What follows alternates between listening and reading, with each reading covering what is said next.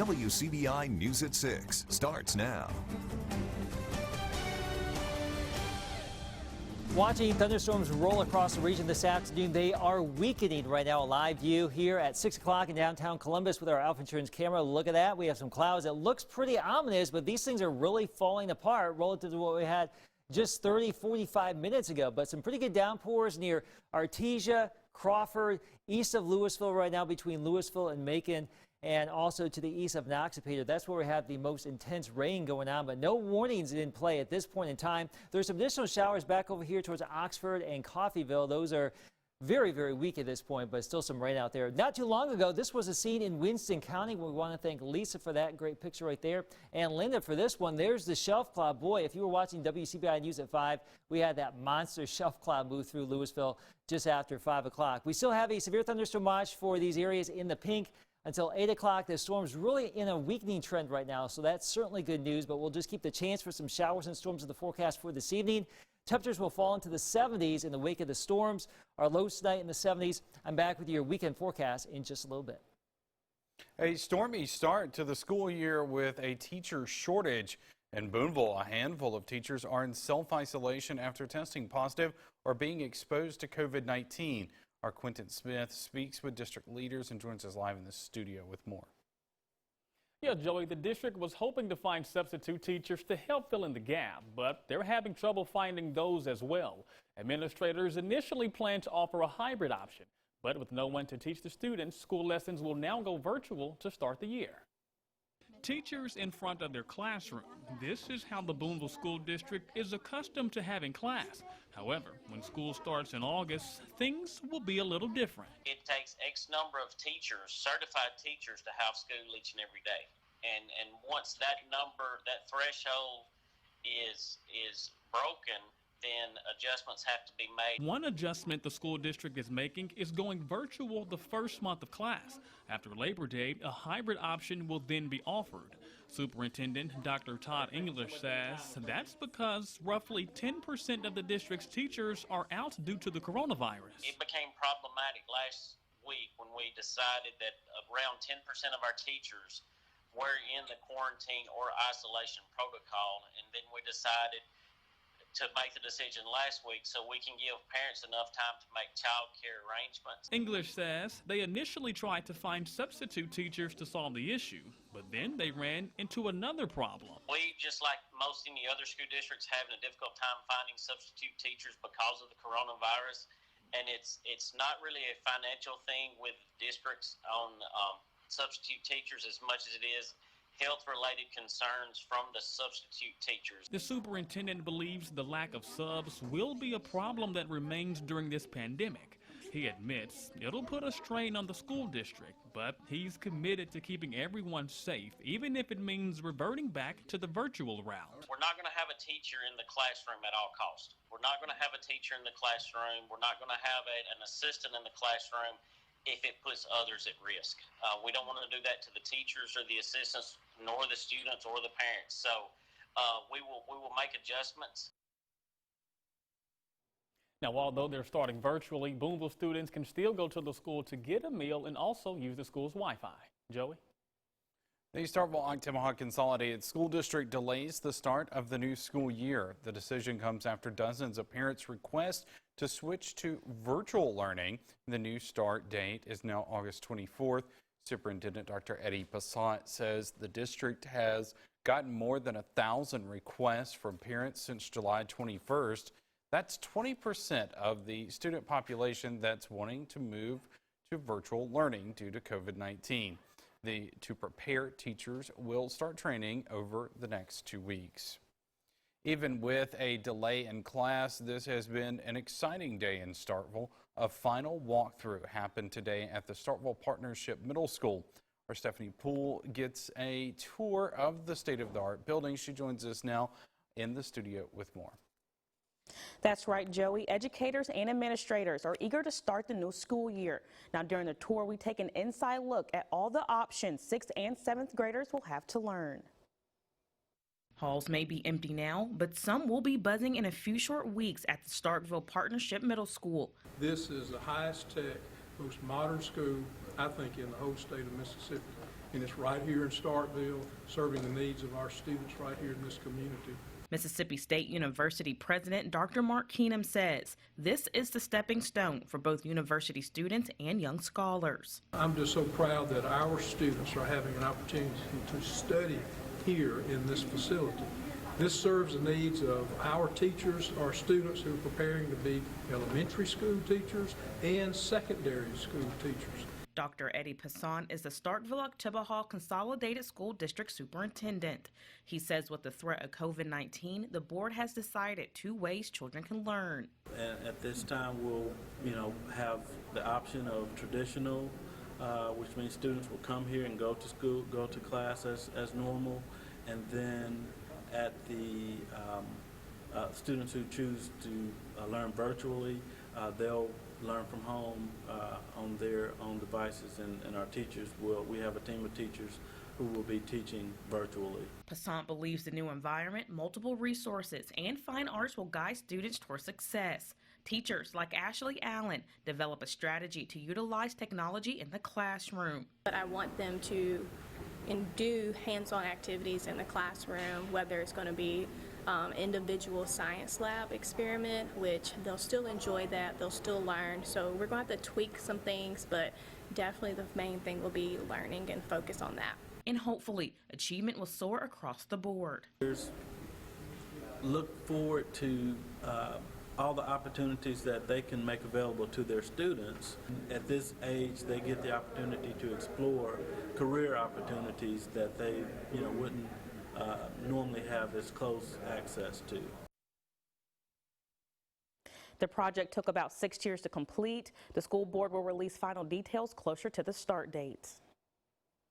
Just 1 week back in the classroom, and already one person has tested positive for COVID-19 at Corinth High School. In a letter today, the Corinth School District notified parents, but the letter does not identify the person as a teacher or student. Everyone who has been in close contact with that person has been notified. Students who were in contact with the infected person must quarantine for 14 days. Those in quarantine cannot attend school or any other school activities. Quarantined students must complete their work virtually to be counted present. Mississippi reports another record day for COVID-19 deaths. The Mississippi State Department of Health says 52 people died from the virus. Lowndes County had 4 of those deaths, and Accuweather had 3. There are 1,168 new cases of COVID-19 in the state, while more than 1,200 remain hospitalized. There are currently 201 long-term care facility outbreaks in Mississippi. Locally, Lee County has the most new cases with 47. Union had 36, Pontotoc and Monroe had 26 each, and Lowndes County had 19. Beginning Monday, masks will be required in Lowndes County. That's because Governor Tate Reeves issues an executive order making it mandatory. You must wear a mask while at public gatherings or while shopping. The order limits social gatherings to no more than 10 people indoors and 20 outdoors. The City of Columbus is issuing information sheets to businesses to explain the executive order. If an employee has been exposed to COVID-19 or showing symptoms, they'll be sent home and must be tested. Businesses must sanitize all high-touch areas once every 2 hours and maintain 6 feet of separation between customers. The hope has always been people would do it without being required by the governor to do it. But perhaps just as importantly, for those people that don't recognize the value of the health benefit, is there's a $500 fine or 6 months in jail penalty associated with violating the governor's orders. The order continues until August 17th. A Starkville man is found guilty of 5 felony counts of exploiting a child. Charles Jordan, a former police officer at Starkville PD, was accused of sending inappropriate photographs and videos to a juvenile.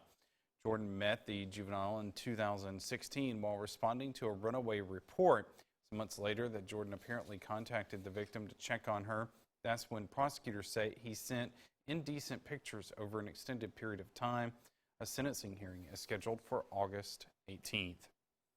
The family of a missing Monroe County man need help finding him, and they're offering a reward. Mike Brown was last seen July 9th. There is now a $5,000 reward for any information that will help investigators locate him. The 51-year-old man is from the Casing community near Bigby in northern Monroe County. If you have any information on where Brown might be, call the Monroe County Sheriff's Department. One group of young people is learning that some of the best mission work can be done right here at home. We'll show you how next on WCBI News at 6. You're watching WCBI's News at 6 with Joey Barnes. Welcome back, everyone. Most summer youth group camps are canceled this year, but WCBI's Allie Martin shows us how a Tupelo church decides to host its own gathering and make a difference in their own backyard. When the youth pastor at Calvary Baptist Church heard that summer camps had been canceled, he and his staff got together and planned their own. All this week, students have been taking part in worship, Bible study, and local missions projects. It's part of Serve Tupelo. All this week, students in the Calvary Baptist Youth Group have enjoyed the camp experience without leaving their county. Coronavirus has caused us to have to do things at home, and we kept our group relatively small. Todd Summerford is the youth pastor at Calvary Baptist. He patterned the week-long camp after the popular Refuge camps held every year across the nation. Calvary's camp is called Serve Tupelo and has provided opportunities for local mission work. I've told students every year that I've taken students to Mission Fuge, and this would have been year 11, but I've always told them the things that you're doing at Mission Fuge are the very same things that you can go home and do. And this year we've had the opportunity to do that. And so they bought in, they've worked hard, they followed all of our safety precautions that we put into place with the masks and the hand washing and all those things.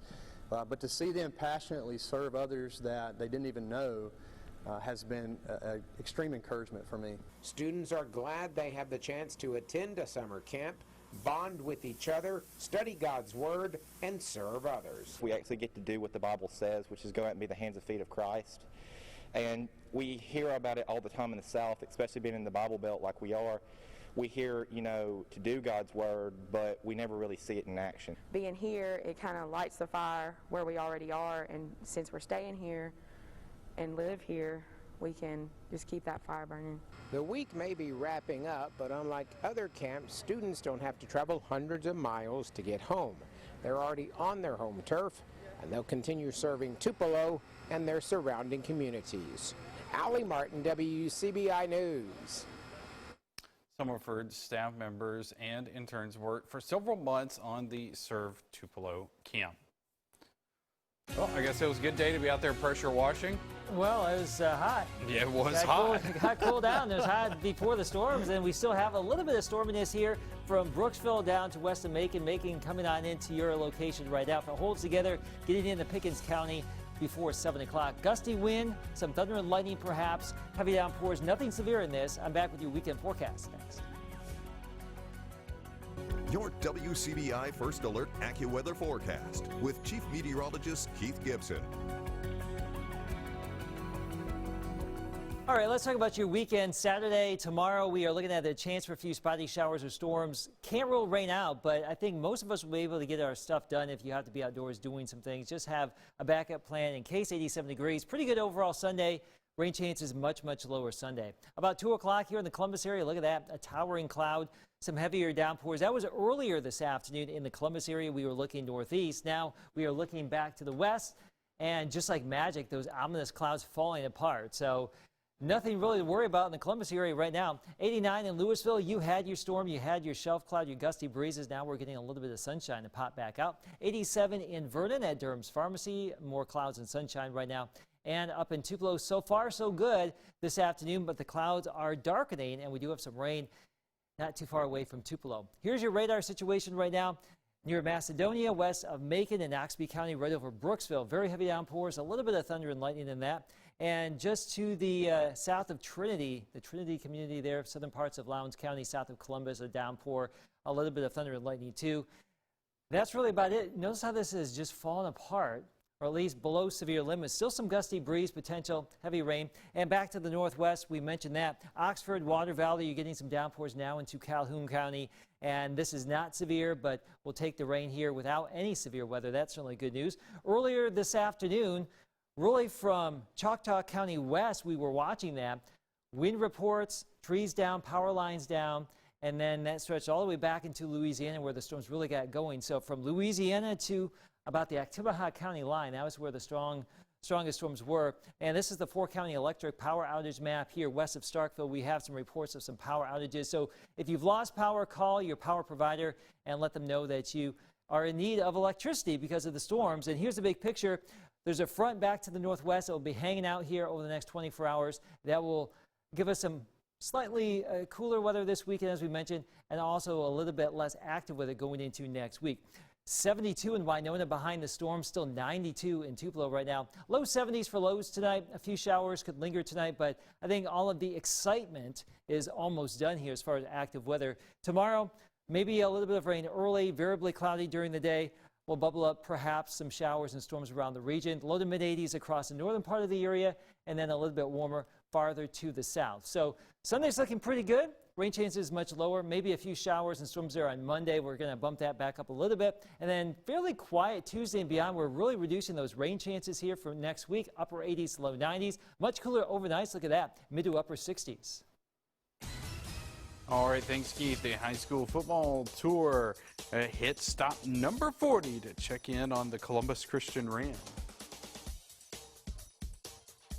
Your WCBI Sports with Courtney Robb is brought to you by your local Ford dealers. Go further. Academy Week continues on the high school football tour with Columbus Christian. Head coach Jason Williams and the Rams look to continue the positive momentum from last season into 2020. The Rams are stop number 40 on the high school football tour. WCBI Sports 2020 High School Football Tour is brought to you by Itawamba Community College, Cannon Ford of Starkville, Monroe County Farm Bureau, Max South Broadband, and the Bank of Vernon. Drive. The Columbus Christian Rams are hitting it hard in workouts as they gear up for their 2020 campaign. After going 9-3 last season and making a run in the semifinals in the postseason, the Rams entered this season with the same attitude last year's team had, to improve each and every day. We want to get better every day is what we do. Every drill, every play we run, we want to execute better. That's what we try to do. Come out here, love playing football, love getting up out here, seeing everybody, hoping everyone's doing okay. We always look at each other, have a good coach. Both of them love us out here, teaching us new plays, care about us. But the only way to get better is by giving it your all. Another principle the Rams carry with them into the season. They got after it. They worked hard. This year's team is made up of a lot of the same players, except for those that graduated. We've had 3 good practices. We're trying to play with intensity, practice with intensity. Everything we do is just really work hard. We're a pretty tough team, even though we're pretty small. It's made us really strong.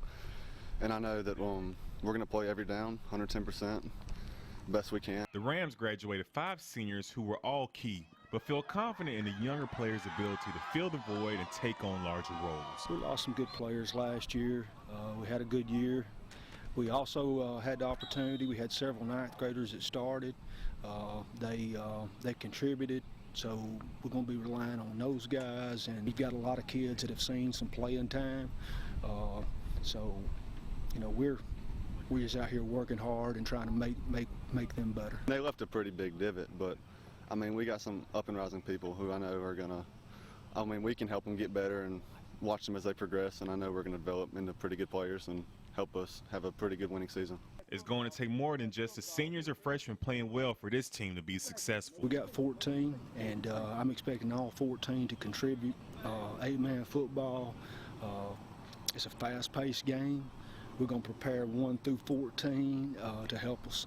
That's what we're looking at. We're brothers. We love each other. I believe we're going to make it to the playoffs no matter what. With the Rams and the high school football tour, Chris Bolton, WCBI Sports. WCBI Sports 2020 High School Football Tour with Columbus Christian High School is brought to you by East End Baptist Church and H&R Agri-Power in Columbus. Can you believe that the high school football tour is already in the 40s? That's the current reality, and it will continue throughout the weekend and throughout of next week, starting with stop number 41 with Victory Christian on Saturday, and then hey, that's the end of Academy Week on the high school football tour before we get into some more schools going into next week. For any of those stops you have missed, you can always visit our website at WCBI.com. That's it for sports. More for you when we come back. So some rain and storminess on radar, nothing severe here, but there are some good downpours, a little bit of thunder and lightning. I think the worst of the weather is now done for today. As we get into your weekend, things are a little bit, well, there you go. My clicker has been acting up all day, Joey. It's Friday. Let's call it weekend. Or the week. Clicker's ready to go, ready to get out of here. Wrap this thing up. All right. Okay. Let's do it. Thanks, Keith. Thank you for joining us, everybody. Have a good one.